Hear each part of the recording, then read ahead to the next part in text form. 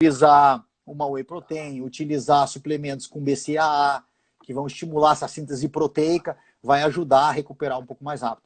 Muitos suplementos com carboidrato, para quem treina principalmente 2 vezes por dia, é importante também suplementar com carboidrato, porque o atleta tem uma depressão de glicogênio que às vezes não vai recuperar a tempo para o segundo treino. Então o cara fez o primeiro treino, ele estava bem, porque ele jantou, recuperou, dormiu. Do primeiro para o segundo, se ele não tiver essa suplementação, às vezes ele já entra numa depressão, e isso vai acumulando durante todos os treinos da semana. É isso, uma aula aí de preparação para o pessoal que está acompanhando. Depois também vai estar lá no nosso feed, para quem não conseguiu pegar a explicação toda na íntegra, né? Porque às vezes o pessoal entra na metade da explicação, mas vai estar lá no nosso Instagram para quem quiser rever. Antes da gente falar do projeto, para encerrar, eu queria falar a respeito do corte de peso hoje, nos eventos de MMA principalmente, né? Que é uma das grandes críticas. O One Championship, que é uma organização lá japonesa, asiática, mudou o processo deles de corte de peso, mas as principais organizações ainda é aquele esquema, né, que deixa o lutador bastante debilitado. E eu queria saber a sua opinião a respeito disso, né? Se você acha que seria legal mudar, se você acha que o atleta realmente corre risco, se deveriam os atletas tentar não mudarem tanto o peso deles e lutar em categorias, né, mais próximas, ou criar, enfim, criação de novas categorias, é um pedido de muitos também, né? Por que não criar? Qual que é a sua visão a respeito de tudo isso? Que é sempre uma grande polêmica no mundo da luta, né? Perfeito. O pessoal tem que entender o seguinte: tem os dois lados dessa situação. O primeiro, para o ponto de vista da saúde do atleta, seria melhor que nem o ONE FC fez. Você faz uma pesagem só, pesagem no dia, e aí você não perde muito peso e compete. Para o lado da saúde do atleta, esse é o melhor. Porém, para o lado do business, é isso que o pessoal que está às vezes no Brasil não consegue entender. O lado do business é melhor você ter a pesagem. Por quê? Porque começa aquele hype, aquela pressão, a mídia em cima, o atleta vai bater o peso, o atleta não vai bater o peso, a promoção do evento.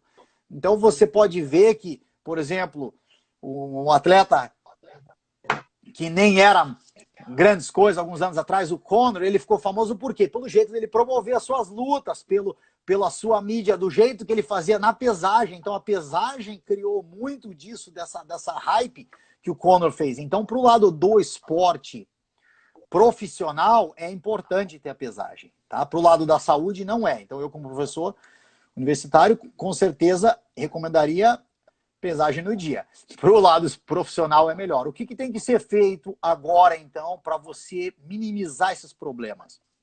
O pessoal aí que sabe, acompanha nos nossos livros, nós temos vários recordes. Gleison Tibau, o atleta que mais perdeu, mais recuperou, e fizemos isso inúmeras vezes. O Everton hoje que acompanha ele, na American Top Team, depois que eu saí, e continua. O atleta que é preparado para isso, ele não vai sofrer tanto. Então, vamos dizer, o que seria um atleta preparado? Aquele atleta que já veio de um background, por exemplo, do wrestling. O wrestling aqui...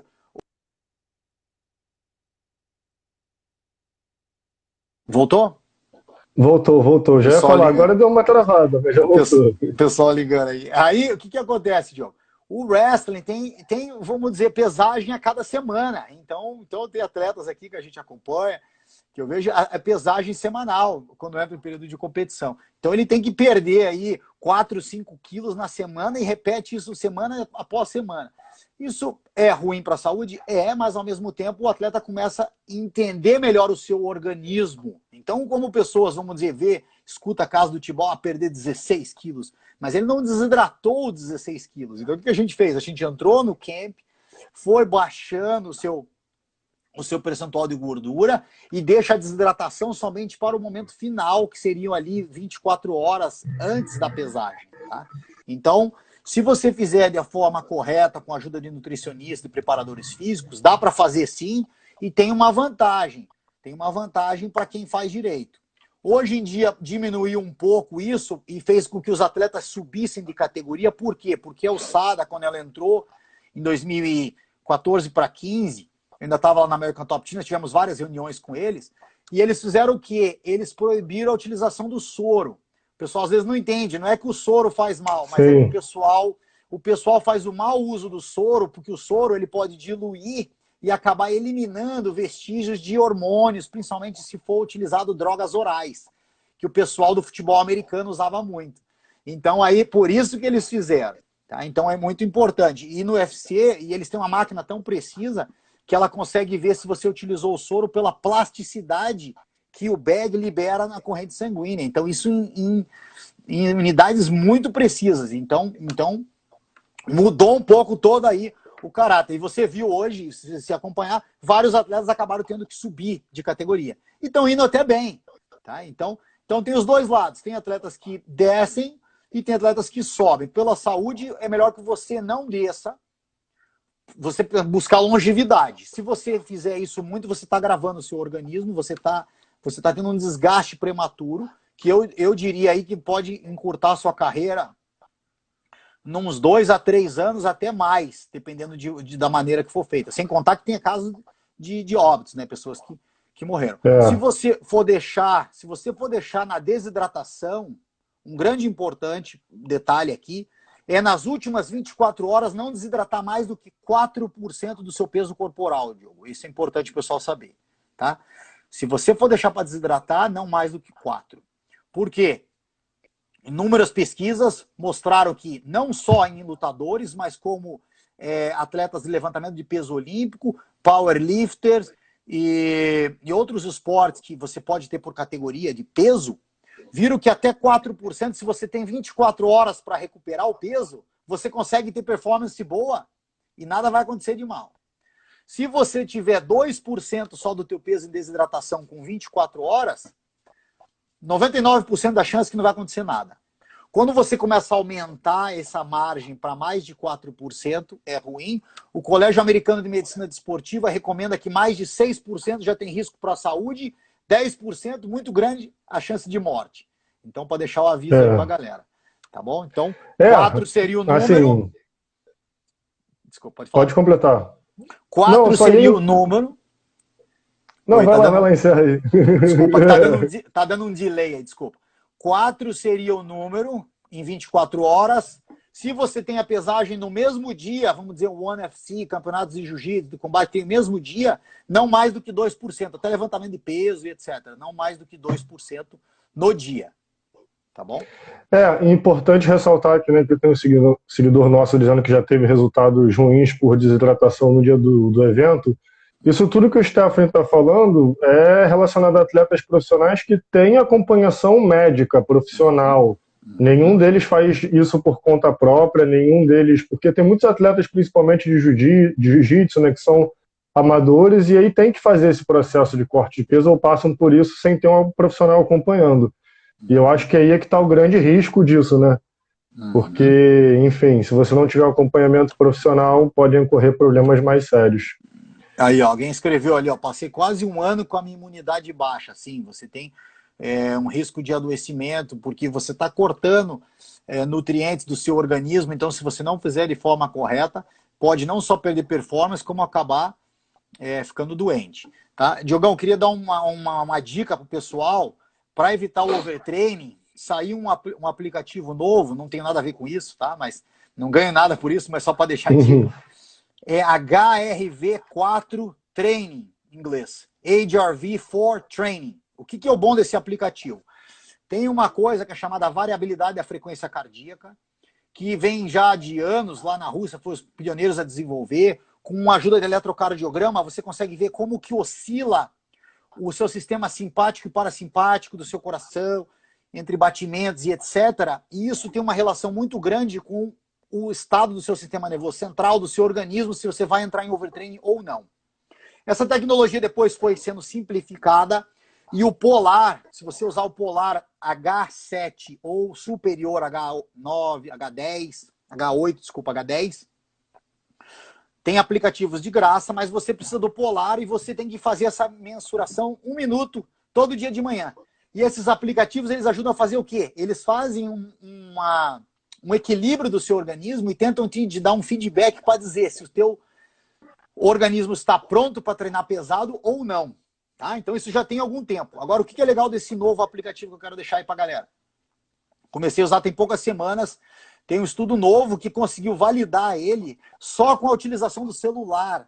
Diogo, você usa o celular no aplicativo pela câmera e pelo flash, e ele usa uma tecnologia que chama fotopletismografia, tá? Se eu estiver traduzindo incorreto, mas é mais ou menos isso em português, porque pletismography em inglês, então a tradução é mais ou menos isso, depois eu posso mandar para a galera no direct. O que acontece? Ele usa a tecnologia do oxímetro na ponta do dedo, que ele consegue identificar com um flash e com a câmera a presença de oxigênio ou não, e essa oscilação ele faz um parâmetro todo dia, tem que manter constante todo dia.